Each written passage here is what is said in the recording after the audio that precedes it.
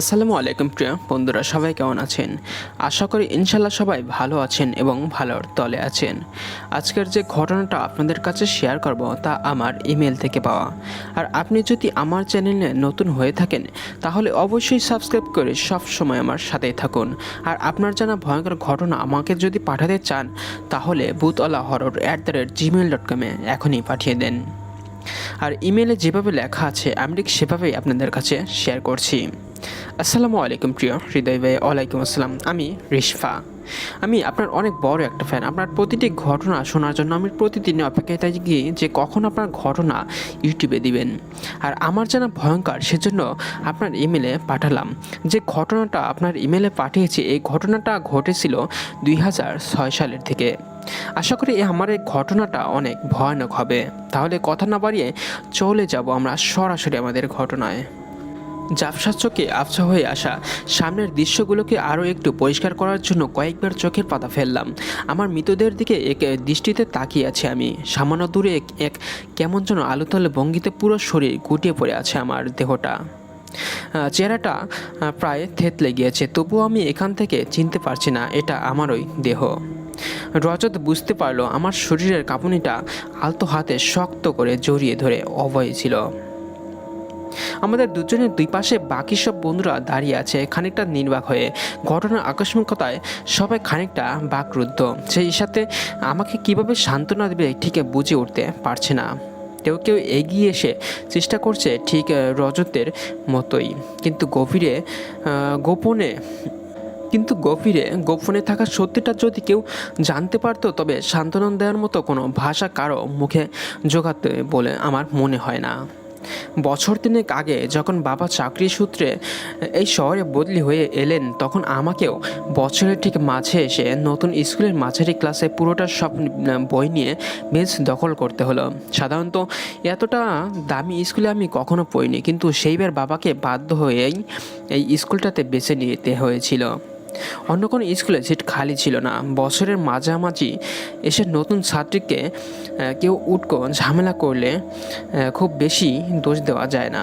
তাই বাবাকে ব্যাংক থেকে সামান্য ব্যালেন্স কমিয়ে আমার এই বছরের বাকি পড়াটা নিশ্চিত করার অন্য কোনো উপায় বা পথ খোলা ছিল না। প্রথম দিনে পরিচয় হয়েছিল ফারিয়ার সাথে। আমি প্রথম গিয়ে ওর বেঞ্চে বসেছিলাম। শোনো, এরপরের ক্লাসে যে ম্যাডাম আসবেন উনি কিন্তু খুব থারুস এর মানে কি? আমি বলেছিলাম। তুমি থারুস মানে জানো না? খান্ডায়নি টাইপ আর কি। আমি চুপ করে গিয়েছিলাম। যদি বলতাম আমি খান্ডায়নি মানেও জানি না তাহলে সম্ভবত আমাদের দোস্তির এখানে সমাপ্তি হতো। কিন্তু নতুন ক্লাসে আমি একটা বন্ধু চাই এবং সবার মাঝে এক পলক তাকে এই মেয়েটাকেও আমার বন্ধু মানাতে মন চেয়েছে। এই শোনো, আমার নাম ফারিয়া, তোমার নাম কি? আমি নাতিয়া। এই স্কুলে আমার আজই প্রথম দিন। সে তো বুঝতেই পারছি, তোমার বাসা কোথায়? আর এরকম বছরেই মাঝে বা ভর্তি হলে কেন? বাবা সরকারি চাকরি করেন তো বদলি হয়ে এসেছেন এই শহরে। আর এরকম অভ্যাস আছে। তোমরা কোথায় উঠেছ? মানে কোন এলাকায় থাকো? সরকারি কোয়ার্টারেই থাকা হয় সব সময়। রুমগুলো ছোট হলেও চারদিকে খোলার মাঠ আছে, বেশ খেলামেলা আবার ভালোই কাটে আর কি। আমি আবার কোনোভাবে ছোট রুমে থাকতে পারি না, কেমন যেন দম বন্ধ হয়ে আসে। তোমরা তোমরা কোথায় থাকো? আমার এমন প্রশ্নের উত্তরে ফারিয়া যে জায়গাটার নাম বলল তা সম্ভবত পুরো দেশের মাঝেই সবচেয়ে অভিজাত আলিশান এলাকা। অবশ্যই স্কুল ইউনিফর্মের মাঝেই এই চুলের ক্লিপ, জুতো জোড়া, সামনের বেঞ্চে রাখা ব্যাগ বা জ্যামিতি বক্স তার সুরে চিৎকার দিয়ে জানান দিচ্ছিল যে ফারিয়া সোনার চামচ মুখে নিয়ে জন্ম নেয়া পরিবারের মেয়ে। সরকারি চাকরি, বাবার আয় রোজগারে মোটামুটি চেষ্টা করে আমরা আমাদের গায়ে মধ্যবিত্তের চাদরটা জড়াতে পারি, কিন্তু তার চেয়ে বেশি কিছু কখনো দাবি করতে পারি না। সমাজের উঁচু তলার মানুষগুলোর জীবন বা চাহিদা তেমন তা জানতে ইচ্ছে করতো। তাই আরও আগে থেকে আমার বড়লোক মানুষগুলোর প্রতি একটা আগ্রহ কাজ করতো। ইচ্ছে ছিল আমার কোনো একদিন একজন বড়লোক বন্ধু হবে। তাই আজ সকালে যখন দেখেছিলাম সবচেয়ে বড় গাড়িটা যে সেই মেয়েটিকেই স্কুলের গেটে নামিয়ে দিয়ে গেছে, সে আমার ক্লাসেই পড়ে এবং তার পাশের সিটটা খালি আছে, তখন আর দেরি করিনি, বসে পড়েছিলাম। এখন শুধু বন্ধুত্বের অপেক্ষা, দেখা যাক হয় কি না আর কি। আচ্ছা, তোমার কোনো বয়ফ্রেন্ড আছে? ক্লাসে 8-এ পড়া মেয়ের মুখ থেকে এমন সোজাসুজি প্রশ্ন, তাও ক্লাসের মাঝে শুনবো এমনটা আশা করিনি। আমি মুচকি হাসি দিয়ে বললাম, না তো। কেন, তোমার আছে নাকি? একটু ডান দিকে তাকাও, দুটো কলাম পরে ওই যে ছেলেটা বেঞ্চে ফর্সা করে লম্বা ছেলেটা বসে আছে, দেখছো?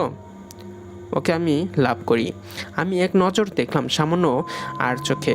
আসলে ছেলেটা বেশ স্মার্ট, মাথা ভরা কেমন রেশমি চুল, ঢেউ খেলা আছে। হাতের ঘড়িটা টাউস সাইজের, যে কারো চোখে পড়বে, সম্ভবত ব্র্যান্ডের। এই ছেলেও নিশ্চিত বড় লোক। আসলে এখানে থাকা সবাই সম্ভবত সমাজের একটা নির্দিষ্ট সীমায় বাস করা ও উচ্চ মধ্যবিত্ত শ্রেণী, শুধু আমি গোত্র ছাড়া। ও তোমাকে ভালোবাসে? এখনো বাসে না, তবে সামনেই বাসবে, নিশ্চিত থাকো। এটা তো নিশ্চিত কিভাবে হচ্ছ? আর ও তোমাকেই বা ভালোবাসবে কেমনে? এইবার দুটো বেঞ্চের সামনে তাকাও, স্ট্রেইটে করা পাফি ফোলানো চুলের মেয়েটাকে দেখছো?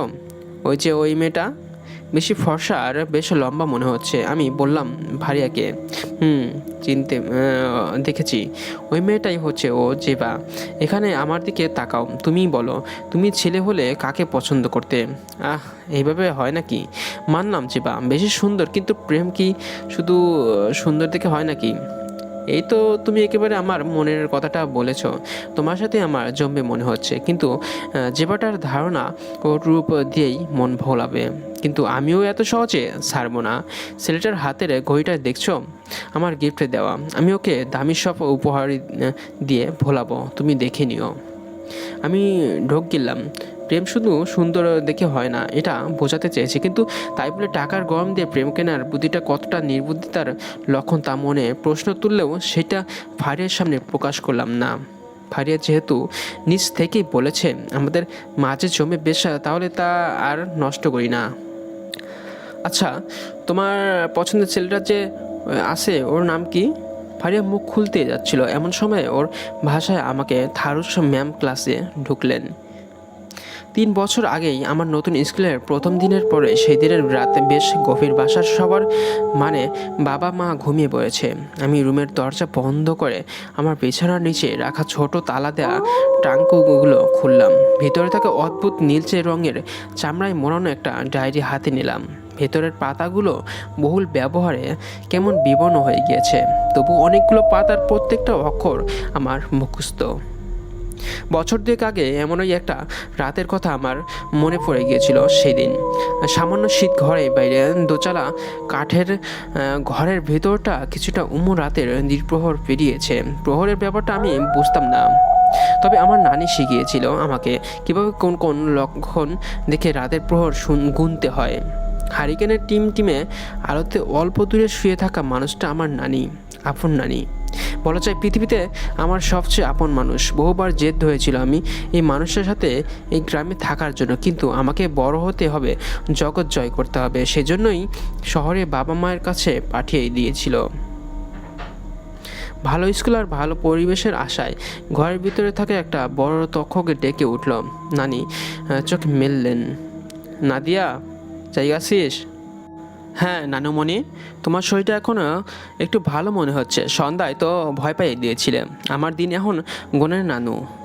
তুই পাশে এসে বয়, তোর সাথে আজ আমার জরুরি কথা আছে। আমি কাছে কি বসতেই আমার হাতে একটা কি যেন ধরিয়ে দিলেন। নিয়ে আলোতে মেলে দেখি একটা পুরনো ডায়েরি। নাদিয়া, তোর বয়স কত হইল এবার? নানি, 12 শেষ হয়ে 13তে পড়লাম। তোর কি শরীর খারাপ হওয়া শুরু হয়েছে? মানে মায়া থেকে নারী হইছস? আমি প্রবল লজ্জা পেলাম। নানির কাছে আমার কোনো কিছুই গোপন নেই কখনো, বরং মাস 3 আগে প্রথমবার যেবার হলো নানির কাছ থেকে ভয় আর বিব্রত বোধ তাড়ানোর মন্ত্র পেয়েছিলাম। তবুও এমন আচমকা প্রশ্নে আমি হকচকিয়ে গেলাম। মাথা আর চিবুক নুয়ে বুকের মাঝে মিশিয়ে মাথা নেড়ে হ্যাঁ বললাম। তাইলে এই ডায়েরি তুই পড়তে পারবি? তোর জন্য এই ডায়েরিটা আমি এতদিন আগলায় রাখছি। আমি হারিকেনের সলতেতা সামান্য বাড়িয়ে দিয়ে পাতাগুলো চোখের সামনে মেলে ধরলাম। কার ডায়েরি এটা? নানি নিজের নাকি আমার মায়ের, কিংবা অন্য কারো? কয়েকটা পাতা উল্টে নিয়ে হতাশ হলাম। বেশিরভাগ লেখাই তো বিভাজিত ভাষায়, সেই সাথে প্রচুর নকশার আরও কী সব ইজিবিজি লেখা। কিছু বুঝতে পারলাম না। তাকালাম নানির দিকে। এত সহজে হাল ছাড়লে হইব? তোরে কিছু সূত্র দিব কাল সকালে, হ্যাঁ? এখন থেকে সারাদিন সারাবেলা এই ডায়েরি নিয়েই পড়ে থাকবি, ঠিক আছে? তুই কারোর সামনে না, কাউরে আগে বাড়ায়া দেখানোর দরকার নেই। তোর জীবন এখন আজ থেকে পাল্টায় গেল। এই ডায়েরির উপর ভরসা করে বাঁচবি, ঠিক আছে? এইটা তোর লক্ষ্যে নিয়ে যাইব। কিছু না বুঝেই মাথা ঝাঁকালাম আমি। জানি না নানি কিসের লক্ষ্যের কথা বলছে, কোথায় পৌঁছানোর কথা বলছে। চোখের সামনে থেকে নানির ঘরের সেই রাতের দৃশ্যগুলো মুছে যাচ্ছিল ওই রাতে। গত 2 বছরে আমি ডায়েরির প্রতিটা অক্ষর বুঝতে শিখেছিলাম, অবশ্যই আমার নানির দেখানো পথ শিখে নিয়ে। আর সম্ভবত আমি আমার প্রথম গন্তব্য দেখাও পেয়ে গিয়েছিলাম সেই দিন আমার নতুন স্কুলের প্রথম দিনে। গত 3 বছরে ফারিয়া আর আমি পুরো স্কুল বা কলেজের মাঝে সবচেয়ে ভালো বন্ধুত্বে পরিণত হয়েছি। হরিহর আত্মা যাকে বলে। মাধ্যমিকে পেরিয়ে এই স্কুলের কলেজ শাখায় আছি আমরা সবাই। আচ্ছা, কলেজের ফার্স্ট টার্মে ডেট দিয়েছে, সবে আগামী কিছুদিন আড্ডা কম, পড়ালেখা নিয়েই বেশি ব্যস্ত থাকবে। লেইজার পিরিয়ডে আমি আর ফারিয়া কলেজের বিল্ডিংয়ের সামনে লোনে বসে আছি। ঠিক মাথার উপরে কাঠ বাদামের একটা গাছ অল্প ছায়া দিচ্ছে। ফারিয়া, একটা ম্যাজিক জানি। ফারিয়া, আমি একটা ম্যাজিক জানি, শুনবি তুই? মানে? নতুন শিখেছি, তোকে দেখাতে চাই। তুই আবার ম্যাজিক শিখলি কবে? কি ম্যাজিক? হাতের মাঝে কয়েন গাপ করে দিবি নাকি? হ্যাঁ, না ওইসব শিশুতোষ ম্যাজিক না, একেবারে ভিন্ন ধরনের। আমার নানির কাছ থেকে শিখেছিলাম। তাহলে কি ম্যাজিক টাইপ কিছু? এটা হলে অবশ্য মন্দ হয় না। এটা দিয়ে তাহলে যেভাবে ভ্যানিশ করে দিতে পারবি বলেই ও অট্ট হাসি দিল। কেন, তুই তো পছন্দের মানুষকে পেয়ে গিয়েছিস, যেবা তো এখন আর তোদের ডিস্টার্ব করে না। না, তা করে না, জাস্ট দুষ্টামি করলাম আর কি। বাদ দে, তুই তোর ম্যাজিক দেখা। এইটা কিন্তু দেখায় না, আসলে অনুভব করার বিষয়। সেইটা আবার কীরকম? ভারিয়ে প্রশ্ন করে বোঝাতে চাইল। আমি মন্ত্র পড়ে আমাদের দুজনের মাঝেই আত্মাটাকে অদল বদল করে ফেলতে পারবো। কিছুক্ষণের জন্য অবিশ্বাসী দৃষ্টিতে তাকিয়ে থেকে হো হো হাসিতে ভেঙে পড়ল ফারিয়া। গুল মারার আর জায়গা পাস না, তাই না? এমন প্রতিক্রিয়াটা আমার কাছে আশানুরূপই ছিল, তাই কিছুক্ষণ চুপ থেকে তারপর বললাম, আয় প্রমাণ দেই। তোর শরীরে আমি ঢুকে যাব আর আমার শরীরে তুই, অর্থাৎ ফারিয়ার শরীরে নাদিয়া থাকবে এবং আমার অর্থাৎ নাদিয়ার শরীরে তুই মানে ফারিয়া থাকবি। কর দেখি, পারলে করে দেখা, মন্দ হয় না। একই বাসায় একই বাবা মায়ের সাথে থাকতে থাকতে বোর হয়ে যাচ্ছি, তার চেয়ে কয়েকদিন তোর বাসায় থেকে আসি, খারাপ হবে না। বলতে বলতে ফারিয়া ঠোঁটের কোণে মুচকি হাসি দিয়ে বলে দিচ্ছে ও আমার কথা এক বিন্দু বিশ্বাস করেনি। ওর দোষ নেই, এমন দাবি বিশ্বাস করাটা কষ্টকর। কিন্তু সেদিন বিকেলে কলেজ থেকে ক্লাস শেষে আমি গিয়ে উঠলাম খুব দামি একটা গাড়িতে, অতি অবশ্যই ফারিয়ার শরীরটাকে ভর করে। ড্রাইভার ফারিয়া ভেবে আমাকে দরজা খুলে দিল আর আমার চোখের সামনে দিয়ে ফারিয়া আমার বাবার মোটরসাইকেলের পিছনে বসে চলে গেল আমার বাড়ির দিকে। বাবার কোনো সমস্যা হচ্ছে না, বাবাকে ধরে রেখেছে তার মেয়ে নাদিয়ার হাত, শুধু ওই হাতের মালিক এখন ফারিয়া। পরে কয়েকটা দিনে কল্পলোকের জগতে ভাসলাম আমরা দুজন। আবার অনেক দিন স্বপ্ন খুব বড়লোকি জীবনযাপন করবার তা পূরণ হতে থাকলো। আমি ফারিয়ার বাবা মায়ের সাথে তাদের মেয়ে হিসেবেই ডিনার করলাম, লিভিং রুমে টিভি দেখলাম, আড্ডা দিলাম। ধরে নিচ্ছি আমার মধ্যবিত্ত জীবনের গরিবী চা কিছু ব্যাপার আমি এতদিন ফারিয়ার কাছে গোপন রাখতাম, তার সব কিছু ওই কদিনে জেনে গিয়েছে। আমার ঘরের ফার্নিচারের বেহাল দশা কিংবা বাথরুমের ঢিলা হয়ে যাওয়া বাঁচওয়ালা কল যেটা দিয়ে সারাদিন টপ টপ করে পানি পড়ে, এসবই নিশ্চয়ই ফারিয়ার সামনে এসে ধরা দিয়েছে। ফারিয়ার বেডরুমের সাথে অ্যাডজাস্ট বাথরুমের দামি শাওয়ারে ভিজতে ভিজতে আমি এগুলো ভাবতাম। তবে ওদের বাড়ি বা গাড়ির ব্যবহারের চেয়ে সবচেয়ে বেশি মজাটা আমি পেতাম কলেজে। ফারিয়া ভীষণ বড় লোক আর ওর বাবার কিছুটা রাজনৈতিক প্রতিপত্তির জন্য ও সবসময় কিছুটা প্রিভিলেজ পেত। এটা আমি এই কয়েকদিন খুবই উপভোগ করেছি। আগেও দেখেছি সবাই ফারিয়ার সান্নিধ্যে পেতে চায়, ওর মতো ড্রেসের ডিজাইন থেকে শুরু করে ওর প্রতিটি অঙ্গভঙ্গি সবাই কপি করতে চায়। ফারিয়ার শরীরের উপরে কমপক্ষে 10 জোড়া চোখা সারাক্ষণ লেপ্টে থাকে। কিছু না করেও ও সত্যিকারের সেলিব্রিটি আমাদের ছোট্ট ক্যাম্পাসে। ফারিয়ার শরীরে আশ্রয় নেওয়া এই আমি নাদিয়া গত কিছুদিন ধরে একই অনুভূতির আবেশ অনুভব করছি প্রতিটা মুহূর্ত। এই অন্যরকম আবেশটা কেমন যেন নেশা ধরানো। দোস্ত, কেমন লাগতেছে তোর নতুন জীবন? ভাইয়ের এমন প্রশ্নে আমি কিছুক্ষণ উদাসী হয়ে তাকিয়ে রইলাম। অন্যরকম বন্ধু, তুই কতটা সুখী জীবনযাপন করিস তা তোর বেডরুমে ঢুকলে পৌঁছে যায়, অথবা তোকে নিতে আসা প্রাটো গাড়িটার হিমশীতল বাতাসে নিজেকে যখন এলিয়ে দেই তখন তোকে বা তোর ভাগ্যকে সামান্য হিংসে লাগে। কথা সত্যি, প্রিভিলেজে কিছুটা পেয়েছি, তবে তোর জীবনের ও রোমাঞ্চ সেটাও আমার ভালো লাগছে। তাহলে থেকে যা এভাবেই, আমিও তোর জায়গাটা থেকেই যাই, কি বলিস? হ্যাঁ, হাসতে হাসতে বললাম আমি। হে, ওটা আবার হয় নাকি? আমার খুব বেশি আপত্তি ছিল না, তবে তাহলে তো আমার রজতকে হারাতে হবে। থাক বাবা, তুই তোর রজত আর প্রিভিলেজ নিয়ে থাক। আমরা তাহলে আগামীকাল আমাদের শরীর চেঞ্জ করে নিব, ঠিক আছে? আজ রাতে শেষবারের মতো আরাম করে তোর স্নানঘরের বাথটাবে ঘন্টাভর শুয়ে থাকবো বলেই আমি হেসে উঠলাম। দুটো লেকচার ক্লাসে হয়ে গিয়েছে, কিন্তু ফারিয়া মানে নাদিয়ার শরীরটা নিয়ে এখনও কলেজে আসেনি। আমি ফারিয়ার শরীরে আটকে থাকা নাদিয়ার সামান্য উৎসুক চোখে ক্লাসরুমের দরজার দিকে ক্ষণে ক্ষণে তাকাচ্ছি। আসলে লেজার পিরিয়ডে আমরা আমাদের যার যার পূর্ণ শরীরে অর্থাৎ পূর্ণ পরিচয়ে ফিরে যাব, কিন্তু ও আজ আসছে না কেন? ঠিক এমন সময় প্রিন্সিপাল সহ বেচারা কয়েকজন টিচার দৌড়ে এলেন আমাদের রুমে। ডায়াসে দাঁড়িয়ে থাকা ম্যাডামের সাথে কিছুক্ষণ ফিসফিস করলেন, তারপর প্রিন্সিপাল স্যারের সামনে এসে দাঁড়িয়ে যা বললেন তার জন্য ক্লাসরুমের একজনও প্রস্তুত ছিল না। তবে বাকি সবার চমকে যাওয়ার সাথে আমার চমকে যাওয়ার যে অনেকে পার্থক্য। কিছুক্ষণ পরে আমাদের সবাইকে দেখা গেল কলেজ থেকে মাত্র মাইলখানেক দূরে একটা বড় রাস্তায়। আমি ঝাপসা চোখে তাকিয়ে আছি আমার মৃতদেহের দিকে। পৃথিবীর সবার কাছে এটা নাদিয়ার মৃতদেহ, আর তার সামনে ফারিয়ে দাঁড়িয়ে আছে, কিন্তু আমার কাছে এটা আমারই মৃতদেহ। আমি চিন্তা চেতনা নাদিয়া হয়ে ফারিয়ার শরীরে আটকে থেকে নাদিয়ার মৃতদেহের সামনে দাঁড়িয়ে আছি। দুই পাশে পড়ে আছে আমার বাবা মায়ের মৃতদেহ। একটা আস্ত ট্রাক আমার বাবা মা এবং ফারিয়াকে বয়ে নিয়ে আসা গোটাকে সিএনজিটাকে চাপা দিয়ে পালিয়ে যায়।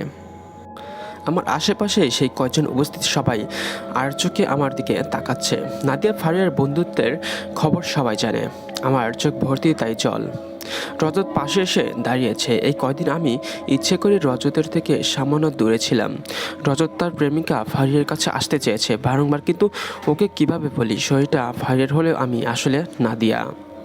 তবে এখন এই ভয়ঙ্কর অসম্ভব দুর্ঘটনাটা চাক্ষুষ করার পরে আমার রজতের কাছ থেকে সাপোর্টের বড্ড প্রয়োজন। স্মার্ট এবং চৌকস রজতের কাছ থেকে নিজেকে সরিয়ে রেখেছিলাম, যার জন্য তার আত্মাটা আমার শরীর ছেড়ে বেরিয়ে গিয়েছে অল্প আগে। তাই এখন রজতের ঘনিষ্ঠ হলে বাধা দেওয়ার কেউই নেই, প্রয়োজনও নেই। ভর সন্ধ্যাকাল আমি ফারিয়ার ঘরে টানা বারান্দায় দাঁড়িয়ে আছি।